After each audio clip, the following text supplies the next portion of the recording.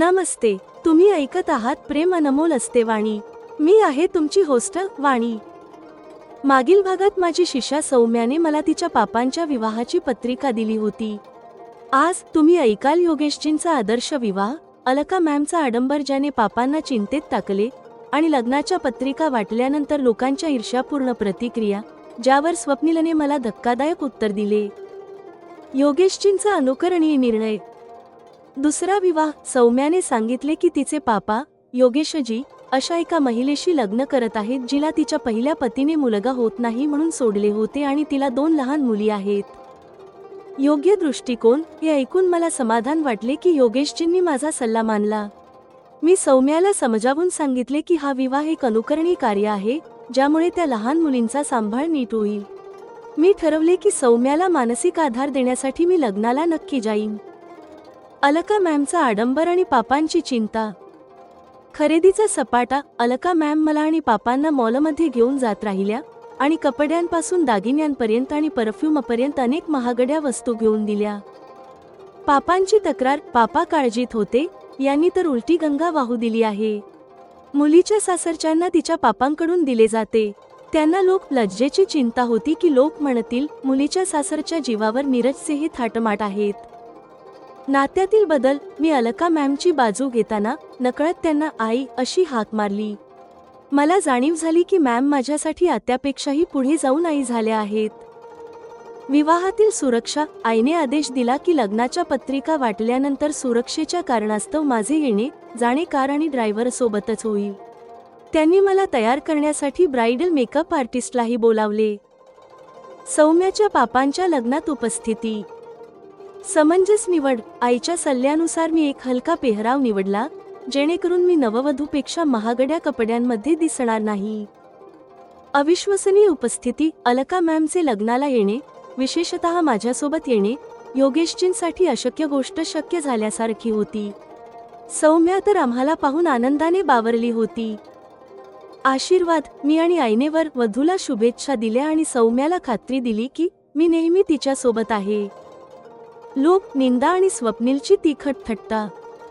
प्रतिक्रिया. आमच्या विवाहाची बातमी पत्रिकेच्या माध्यमातून सर्वांपर्यंत पोहोचू लागली. जिथे हितचिंतक आनंदी होते, तिथे ईर्ष्याळू लोकांच्या तिखट प्रतिक्रियाही आल्या. हे लग्न म्हणजे आंधळ्याच्या हाती लागावा तसा बटेर पक्षी लागल्यासारखे आहे.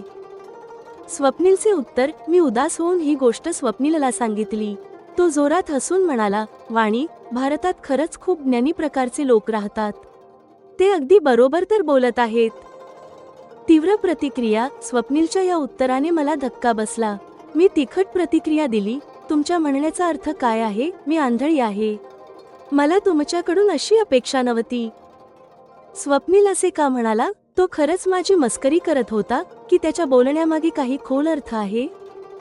लोक. लज्जा, ईर्षेची जखम आणि प्रेमातील तिखटपणाचा सामना. प्रेम अनमोल असते वाणी मध्ये तुम्ही ऐकाल. भाग 67. सासूबाईंचा आडंबर, विधवेचा पुनर्विवाह आणि आंधळ्याच्या हाती बटेर ची टीका. तुमचे पापा दुसरे लग्न करत आहेत, यामुळे तुम्हाला वाईट तर वाटत नाहीये ना? मी विचारले आहे. जर त्यांना यातच स्वतःचे आणि आमच्या कुटुंबाचे हित वाटत असेल तर हे चांगलेच होईल. ते मोठे आहेत, अशा विषयांना माझ्यापेक्षा अधिक चांगल्या प्रकारे समजतात. सौम्य आनंदी नाही पण दुःखीही वाटत नाहीये. तुम्ही तुमच्या नवीन मम्मीला पाहिले आहे का? ही माझी उत्सुकता आहे. हो, मी त्यांना भेटली आहे. त्यांना 2 लहान लहान मुली आहेत. त्यांना मुलगा झाला नाही म्हणून त्यांच्या पहिल्या पतीने त्यांना घटस्फोट दिला आहे, सौम्याने सांगितले आहे. हे तर खूप चांगले आहे. तुमचे पापा एक अनुकरणीय काम करत आहेत. या विवाहामुळे त्या 2 लहान मुलींचा नीट सांभाळ होईल. ही पत्रिका तुमच्या पापांनी मला द्यायला सांगितली आहे का? मी समाधानी आणि उत्सुक झाले आहे. अखेर योगेशजींनी माझा सल्ला मानला आहे. नाही, पापांनी काहीच नाही म्हटले. मीच त्यांना स्वतःसाठी 3 पत्रिका मागितल्या होत्या. 2 मी माझ्या शाळेत आणि क्लासमध्ये आमंत्रित करण्यासाठी वापरल्या. तिसरी ही विशेष तुमच्यासाठी आहे, तिने सांगितले. माझ्याकडून आपल्या पापांची प्रशंसा झाल्यामुळे ती आनंदी झाली आहे. मला सौम्याला या घटनेकडे पाहण्याचा एक योग्य दृष्टिकोन द्यायचा आहे, जेणेकरून ती आपल्या नवीन आई आणि बहिणींबद्दल कोणताही पूर्वग्रह ठेवणार नाही. सौम्याने आमंत्रित केले नसते तर माझा या लग्नाला जाण्याचा कोणताही विचार नव्हता. सौम्या माझी प्रिय विद्यार्थिनी तर आहेच, शिवाय जेव्हापासून तिची मम्मी नाहीये तेव्हापासून ती मला माझ्यासारखीच वाटू लागली आहे. आई नसण्याचा एकाकीपणा मी सोसला आहे. तिला मानसिक आधार देण्याच्या विचाराने मी ठरवले आहे की मी तिच्या पापांच्या विवाह कार्यक्रमात सहभागी होईन. पुढील पूर्ण आठवडा मला आणि पापांना अलका मॅम आपल्यासोबत मॉलमध्ये घेऊन जात राहिल्या आहेत.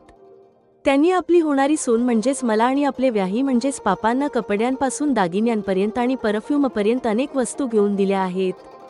त्या न सांगता हे सुनिश्चित करत आहेत की लग्नात उपस्थित पाहुण्यांसमोर आम्ही कुठेही कमी पडू नये.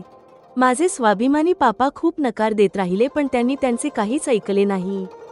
माझ्यासाठी खरेदी केलेले दागिने आणि महागडे कपडे मी मॅमनाच देऊन टाकत असे. त्या माझी धास्ती ओळखून ते दागिने स्वतःच्या घरी ठेवणेच योग्य मानत असत. मॉलमधून परतल्यानंतर एके दिवशी पापा खूप व्यथित आहेत. वाणी, तुमच्या नवीन सासू आईने तर फक्त लग्नासाठी माझ्या कपड्यांवर इतके पैसे उडवले जितके मी 10 वर्षातही स्वतःच्या कपड्यांवर खर्च करत नाही. मुलीच्या सासरच्यांना तिच्या पापांकडून दिले जाते. यांनी तर उलटीच गंगा वाहवली आहे. ते एखाद्या व्यावसायिकाप्रमाणे हिशोब करत तक्रार करत आहेत. पापा, आईला मी जेवढे ओळखते त्यांच्यासाठी मानवी गुणांचे महत्त्व धन संपत्तीपेक्षा जास्त आहे. त्या तुमच्या व्यक्तिमत्वामुळे खूप प्रभावित आहेत. अशात त्या जे काही करत आहेत त्यात मला त्यांची जबाबदारी वाटते. विवाह सोहळ्यात त्या उपस्थित मान्यवर पाहुण्यांमध्ये तुम्हाला कुठेही कमी लेखलेले पाहू इच्छित नाहीत. मी एक प्रकारे अलका मॅमची बाजू घेत म्हटले आहे. जेव्हा मी बोलून झाले तेव्हा माझे मी वापरलेल्या आई या संबोधनाकडे लक्ष गेले. आतापर्यंत मॅमनी मला वारंवार टोकून त्यांच्यासाठी माझ्या तोंडी आई हे संबोधन रुजवले आहे. राशीलसाठी तर त्या आत्याच झाल्या, माझ्यासाठी त्याही पुढे जाऊन आई झाल्या आहेत. सौम्या मला इतकी प्रिय आहे की आपल्या नवीन आईच्या विचाराने अचानक मला तिची आठवण आली. मी विचार करू लागले, कास तिच्या पापांच्या लग्नामुळे मिळणारी सौम्याची नवीन आई अलका मॅम इतकीच चांगली असावी. तेव्हा पापांच्या बोलण्याने माझी तंद्री भंग पावली आहे. विवाह सोहळ्यात मला महागड्या कपड्यांमध्ये पाहून आमचे लोक ना जाणे काय काय बोलतील. मुलीच्या सासरच्या जीवावर नीरजचे हे थाटमाट आहेत हेच म्हणतील ना, ते विचार करून व्याकुळ होत आहेत. पापा, जे आपले हितचिंतक असतील ते तर आनंदीच होतील. जे आपली ईर्ष्या करतात त्यांच्याबद्दल विचार करून आपण आपला वेळ का वाया घालवावा. मी त्यांना समजावण्याचा प्रयत्न करत आहे. जरी मला आशा नाहीये की यामुळे त्यांना शांतता मिळेल. जे तू म्हणतेयस ते सर्व बरोबर आहे, पण मुलीच्या पित्याला लोक लज्जेचे भानही ठेवावे लागते. जाऊ दे, लोकांना काही ना काही बोलायचे असते. मी सुद्धा इतरांबद्दल अनावश्यक खूप काही बोललोच असेल ना. पापा आता तुलनेने शांत वाटत आहेत. दुसऱ्या दिवशी कॉलवर मी अलका मॅमला सांगितले आहे, आई, 2 दिवसांनी मी सौम्याच्या पापांच्या विवाह कार्यक्रमात जाईन. ओह, मला सुद्धा कदाचित त्याचे निमंत्रण मिळाले आहे. तिथे जाण्याचा माझा कोणताही विचार नव्हता. आता जेव्हा तू तिथे जात आहेस तर मी सुद्धा तुझ्या सोबत येईन. इथून पुढे तुझे कुठेही येणे जाणे कारनेच होईल. तुझे आणि स्वप्नीलचे लग्नाचे कार्ड आले आहे. ते लोकांमध्ये वाटले जाणार आहे. आता सर्वांमध्ये तुझी नवीन ओळख निर्माण होणार आहे. त्यामुळे तुला तुझ्या सुरक्षेची काळजी घ्यावी लागेल. अलका मॅमच्या बोलण्यात काळजी आणि सूचना दोन्ही आहेत. जी आई, मी समजले. माझ्या थोडक्या बोलण्यातून माझा आनंद जाणवत आहे. इथून पुढे तुझ्यासाठी एक कार आणि ड्रायव्हर नेहमी उपलब्ध असेल. कुठेही येण्यात जाण्यापूर्वी तुला ड्रायव्हरला कॉल करावा लागेल. सौम्याच्या घरी जाण्याच्या दिवशी तू 2-3 तास आधी माझ्या घरीच ये. मी स्वतः तुला तयार करेन, मॅमनी प्रेमाने सांगितले आहे. त्यांच्या बोलण्यात मला पर्याय दिला जात नाहीये. जर मी त्यांना ओळखत नसते तर त्यांच्या अशा अधिकारवाणीच्या शैलीबद्दल माझी तक्रार असू शकली असती. मला समजत आहे की हे सर्व त्या केवळ माझ्या सुरक्षेसाठीच करत आहेत. मी 2 दिवसांनी आईने सांगितल्याप्रमाणे वेळेवर पोहोचले आहे. आईने माझ्या शृंगारासाठी एका ब्राइडल मेकअप आर्टिस्टला बोलावले आहे. आईने माझ्यासमोर कपडे आणि दागिने ठेवले आहेत. जेव्हा मी त्यातून एक लहंगा चोली निवडला तेव्हा त्या म्हणाल्या, वाणी, हा आहे तर खूपच सुंदर, पण तुला थोडे हलके कपडे घातले पाहिजेत. नाहीतर तू तिथे नवरीपेक्षाही जास्त महागड्या कपड्यांमध्ये असशील, जे पाहताना थोडे ओशाळवाणे वाटेल. हो आई, तुम्ही बरोबर बोलत आहात. मी हे विचारच करू शकले नाही. तसंही हे वर वधू दोघांचेही दुसरे लग्न आहे, जे साध्या पद्धतीनेच पार पडेल. तेव्हा मला ब्राइडल स्टायलिस्ट लेडीने तयार केले आहे. तिची थोडी मदत आईने सुद्धा घेतली आहे. आम्हाला दोघांना तिथे पाहून सौम्या तर आनंदाने नाचूच लागली आहे. मॅम, तुम्ही तर आज एखाद्या अप्सरेपेक्षा कमी दिसत नाही आहात. ती प्रफुल्लित आहे. तीच आम्हाला आपल्या पापा आणि नवीन आईला भेटवण्यासाठी मंचावर घेऊन गेली आहे. योगेशजींना विश्वास बसणे कठीण झाले आहे. त्यांच्यासाठी तर माझे येणेच संशयास्पद राहिले असेल. तिथे अलका मॅमचे उपस्थित असणे म्हणजे अशक्य गोष्ट शक्य झाल्यासारखी होती. ही गोष्ट मला आवडते की अजून कोणालाच माहीत नाही की मी अलका मॅमची सून होणार आहे. सर्व हेच विचार करत आहेत की मॅम माझ्यावर खूप प्रेम करतात. सौम्या खूप चांगली मुलगी आहे. तिला पुन्हा एकदा एका चांगल्या आईच्या रूपात तुम्ही मिळत आहात, ही माझ्यासाठी ही आनंदाची गोष्ट आहे. मी दोघांची प्रशंसा करत म्हटले आहे. आई, तू वाणी मॅमला भेट. ही माझी बेस्ट टीचर आहे आणि अलका मॅम तर आमच्या शाळेच्या मालकीण आहेत. सौम्याने तिच्या आईला आमची ओळख करून दिली आहे. आम्ही हात जोडून वर वधूला शुभेच्छा दिल्या आहेत. मग मॅमनी नवरीला कानातले कुड्या भेट म्हणून दिल्या आहेत. माझा उद्देश सौम्याला विश्वास देणे आहे. मी नेहमी तिच्यासोबत आहे. हे पूर्ण झाल्यावर आम्ही घाईघाईने थोडे काहीतरी खाल्ले आहे. मग आम्ही निरोप घेत आहोत. सौम्याला वाटते आम्ही अजून थोडा वेळ तिथे थांबावे. आम्ही इथे राहिलो तर तू तुझ्या इतर पाहुण्यांकडे लक्ष देऊ शकणार नाहीस. मी तिला समजावले आहे. सौम्याला हे सत्य समजले आहे. तिने आमचे पाय शिवून आम्हाला निरोप दिला आहे. दृश्य परिवर्तन. अलका मॅमनी ठरवलेल्या यादीनुसार मान्यवर, परिचित आणि नातेवाईकांमध्ये स्वप्नीलसोबत माझ्या लग्नाची माहिती निमंत्रण पत्रिकेद्वारे पोहोचू लागली आहे. आमच्या शाळेतही ही बातमी स्टाफ आणि विद्यार्थिनींमध्ये पोहोचली आहे. जे आमचे खरे हितचिंतक आहेत ते माझ्या आनंदाच्या प्रसंगात आनंदाने सहभागी होत आहेत. त्यांची प्रतिक्रिया अशी असे: वाणी पुढच्या आयुष्यात सुखद समृद्धीने संपन्न राहील. तिने लहान वयातच आपल्या आईला गमावले होते. आता तिला सासूच्या रूपात अलका भाटिया यांच्यासारखी खूपच दयाळू आणि उदार महिला मिळेल.